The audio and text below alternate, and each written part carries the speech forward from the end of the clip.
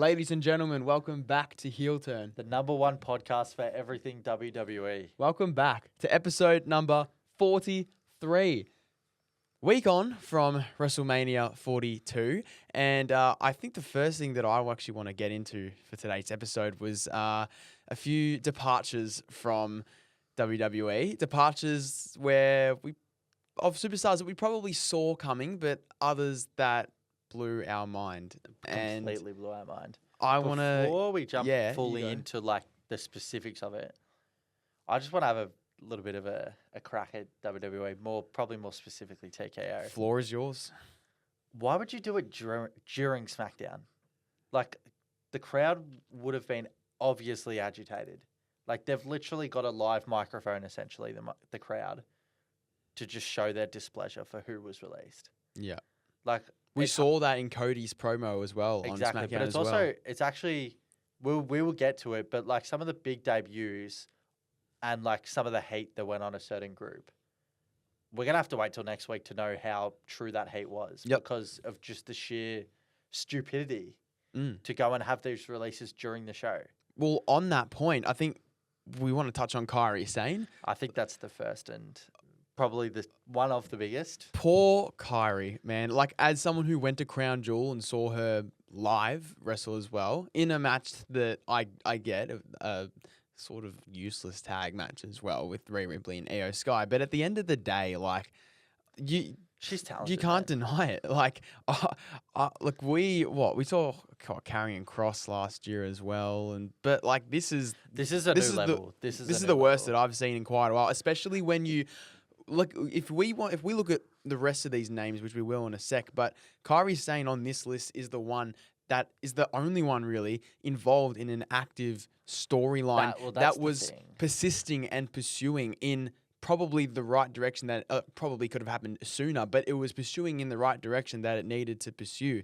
And then it just ends like this, and we're just left wondering. And look, this isn't like an R-Truth. This isn't like a Karrion Kross in terms of she's not coming back. She's not. Gone. She won't come back. Like, I saw a report today because there were people saying, "Oh, like she'll be back on Raw." Like, this is just she's in Japan. She's already in Japan. Exactly. So this is the worst that I've seen in quite a while with WWE. And my issue with it is like, why build up this like long-awaited? You know what? Actually, we should just never let Triple H long-term story tell anymore because TKO, for their profit margins, or whoever from creative decided who was going to get released, just cut the legs out underneath these long-term storylines.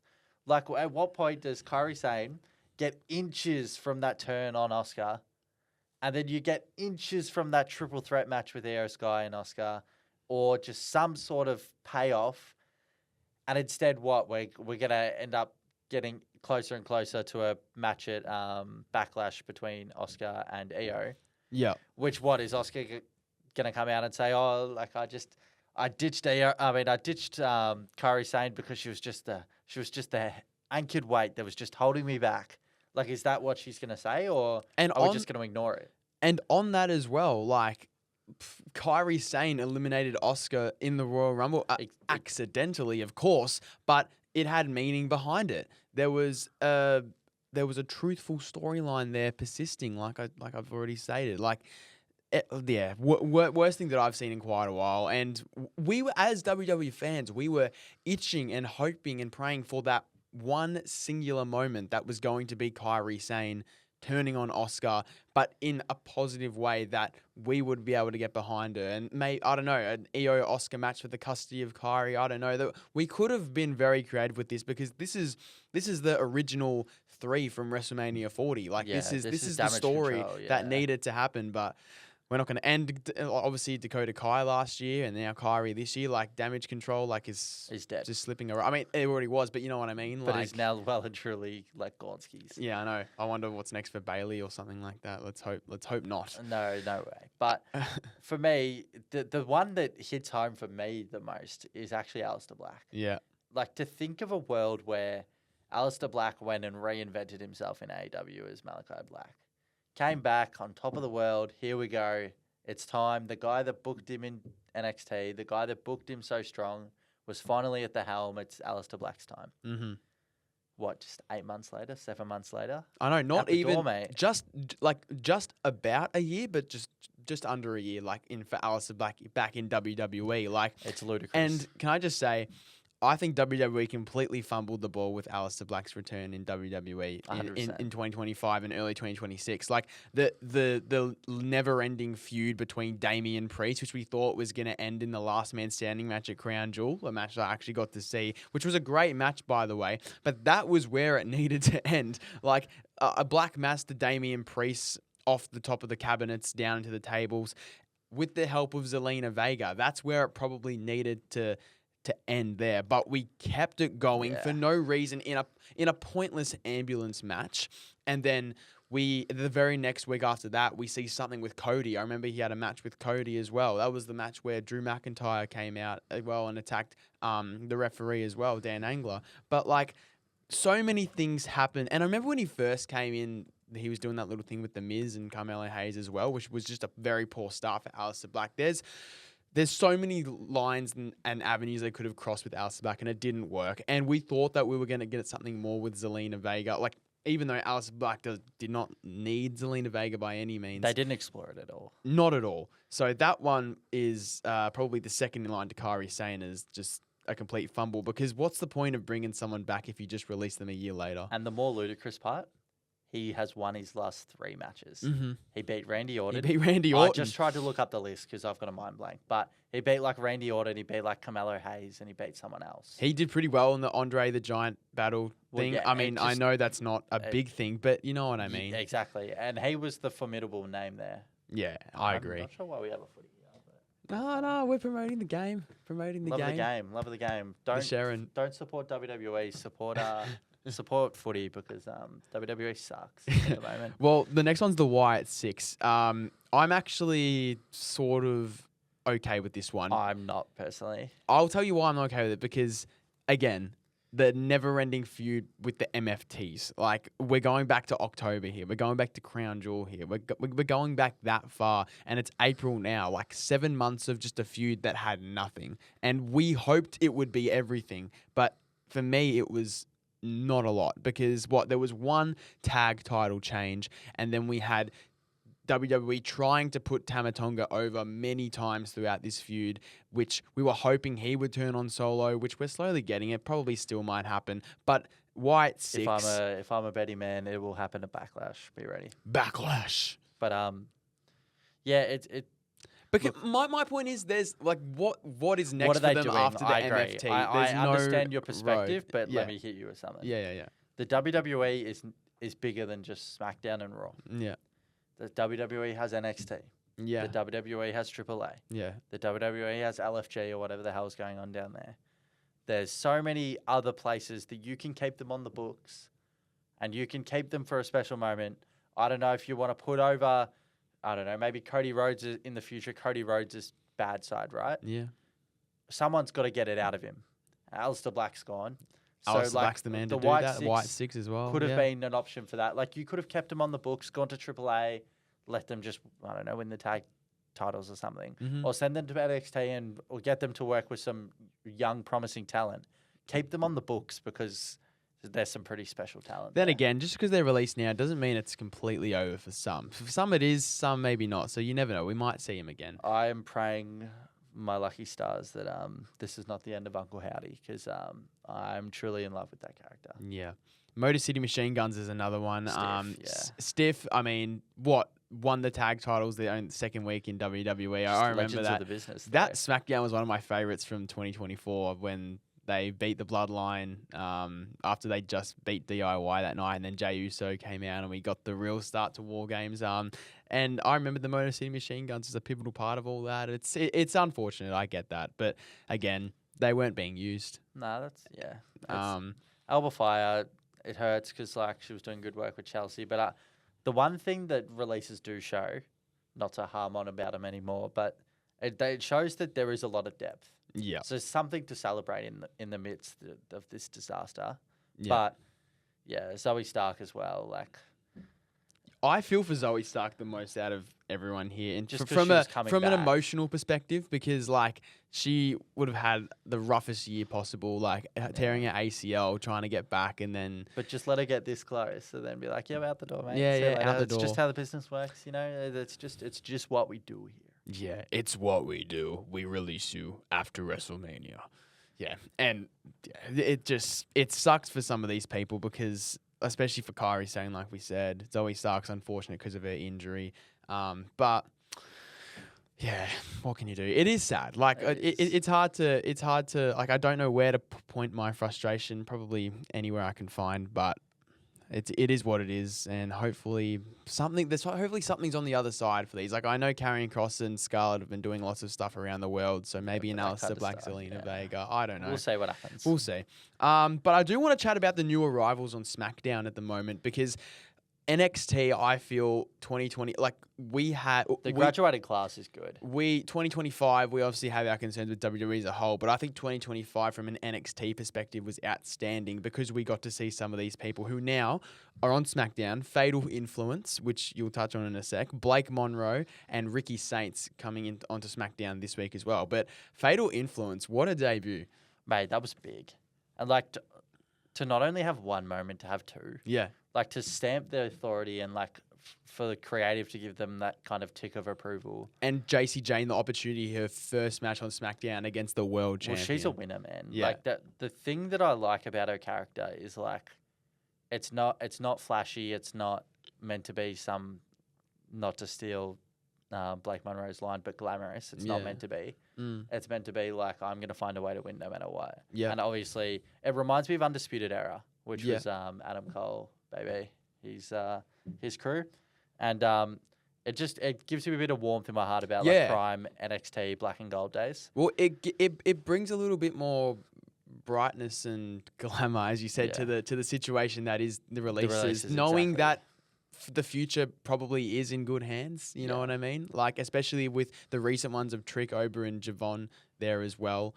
And the ones on Raw that we will get to in a sec. But yeah, it does. It kind of warms your heart knowing that we have got a prosperous future for some of these stars. But yeah, Blake Monroe, again, I'm praying that when she comes onto SmackDown, she has an immediate feud with Tiffany Stratton for the Women's United States Championship. Jeez, that would be glamorous. It would. Say. It would be a bit of a Barbie effect, wouldn't it?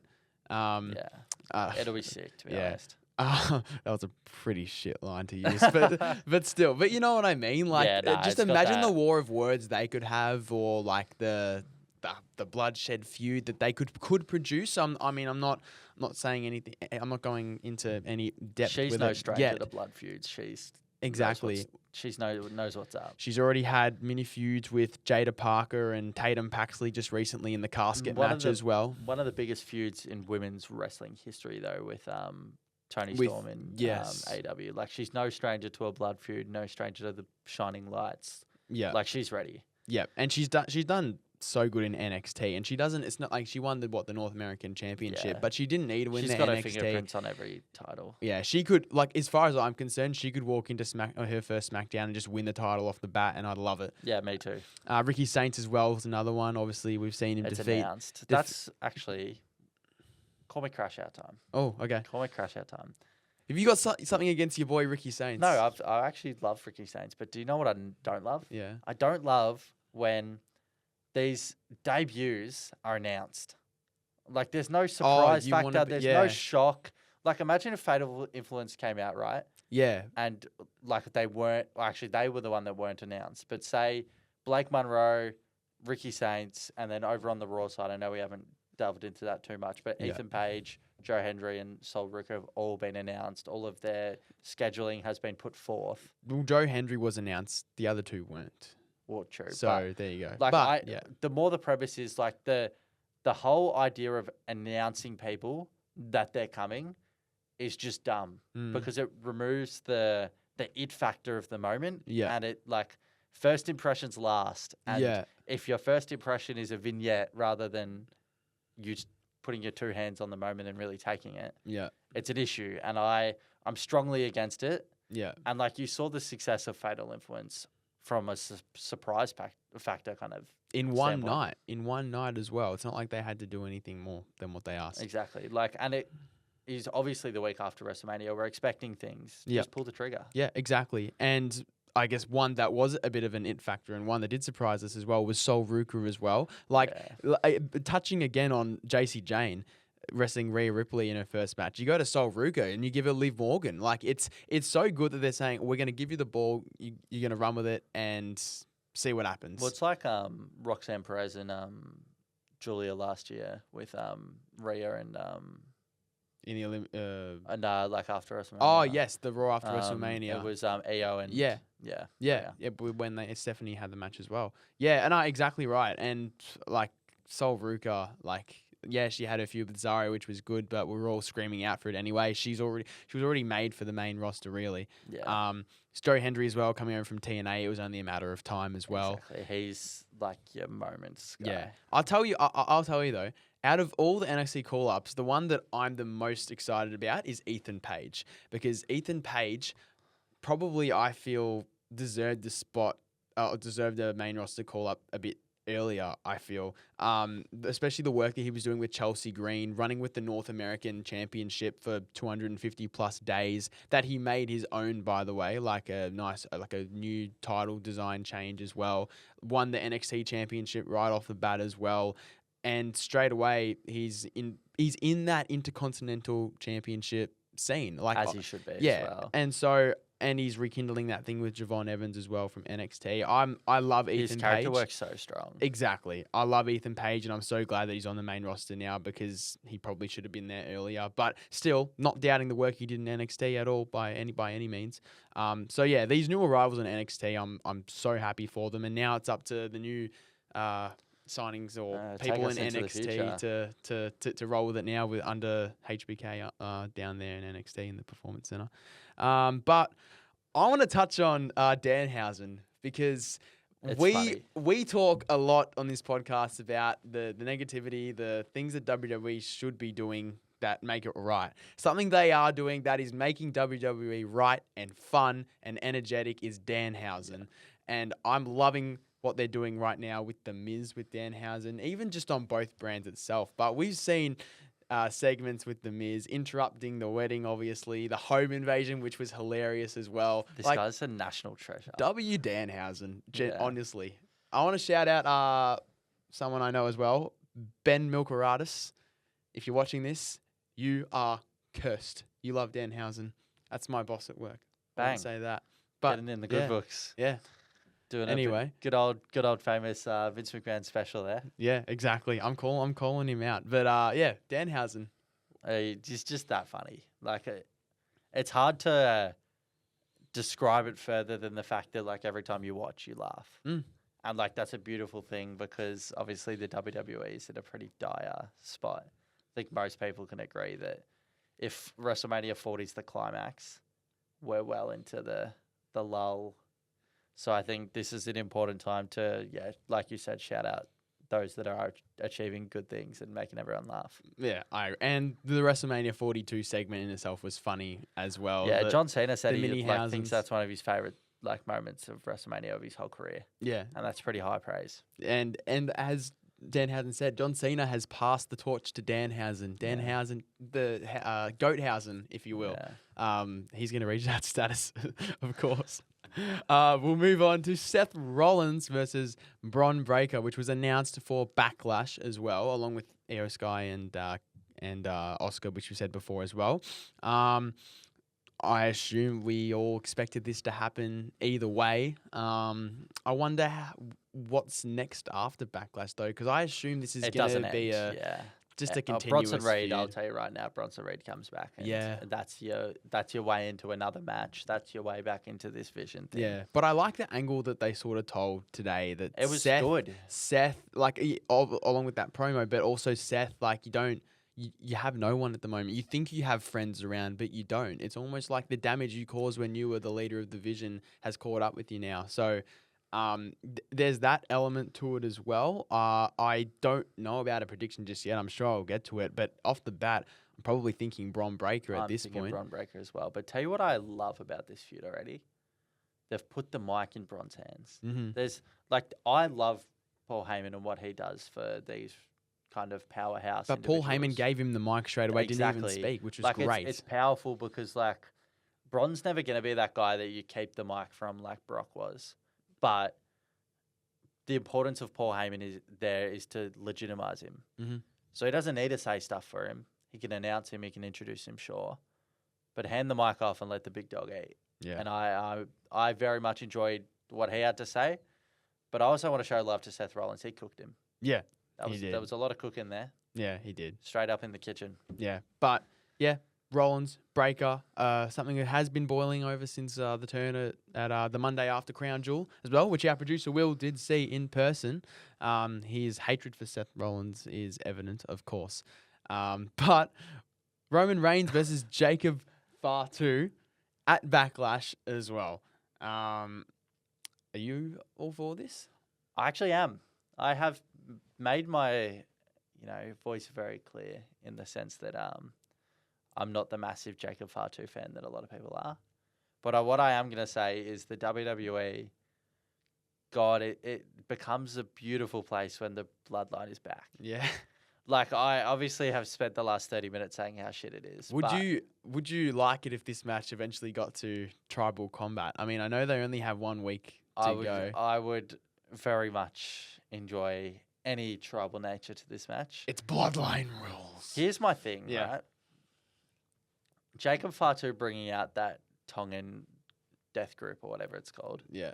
I actually did some research today for any of you guys at home that are listening. Probably not many, but the history behind it, because I knew there was obviously some sort of link to Haku, but I actually was not aware of the full family link. Yeah.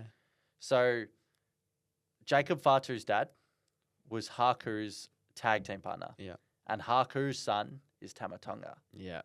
So that's obviously their link into the new bloodline. I knew there was some sort of link there. But further to that, this Tongan death group is a bit of a Easter egg, I reckon. Yeah. If you follow that line, you find Tamatonga.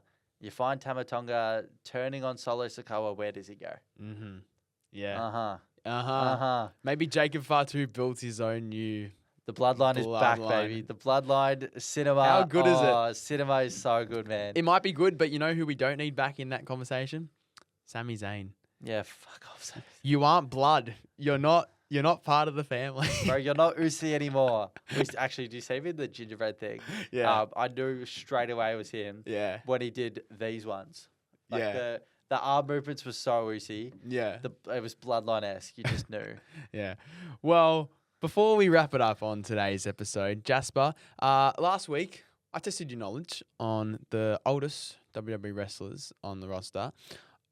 I want you now to go through what you predict the top 10 youngest WWE superstars on the main roster at the moment. So not NXT, main roster at the moment. So Javon Evans. Javon Evans is the youngest at 21. Logan Paul. Logan Paul is not. He's 30 years So he's old. 30, so he's just probably outside. Okay. Dom Mysterio would be around that age as well. He's 29. He doesn't make the top 10. Geez, okay, so we're going real young here. Men and women, okay. Sol Ruka. Sol Ruka is 26. Okay.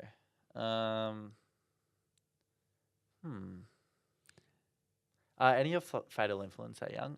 What's her name? They're not on this list at the moment. JC Jane is 29 as well. I think Lainey Reid is very young.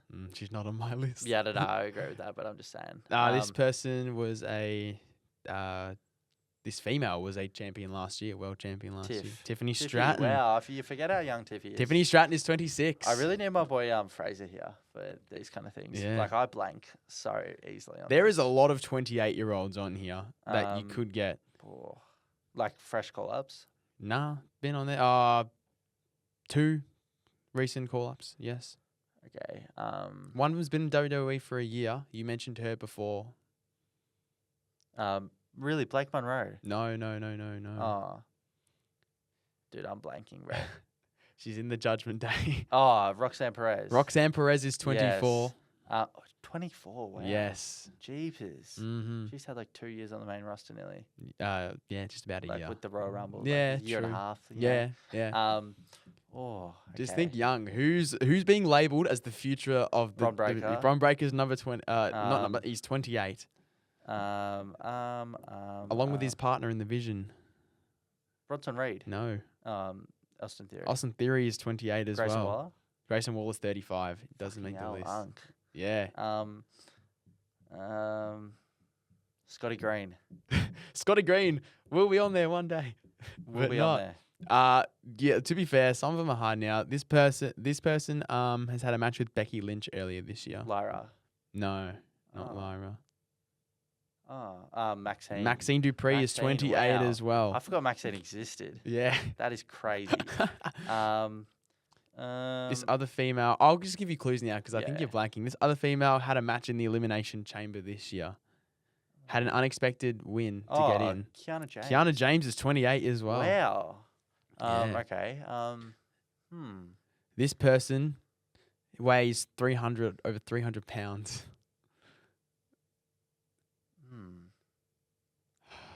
Slayed the beast.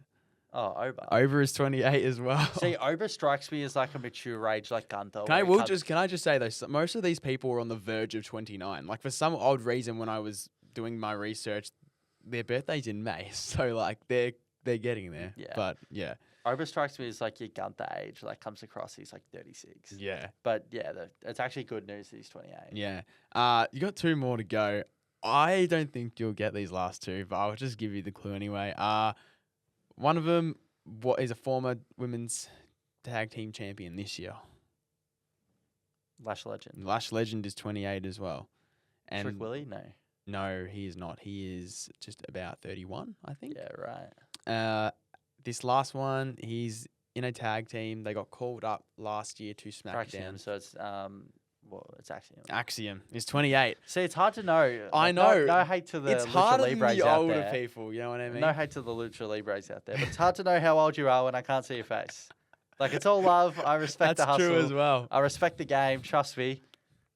But it's for the sake of this game, it's tough work. But just think about Javon Evans is 21 and he's already on the main roster and he could Jeez, keep going till he's like...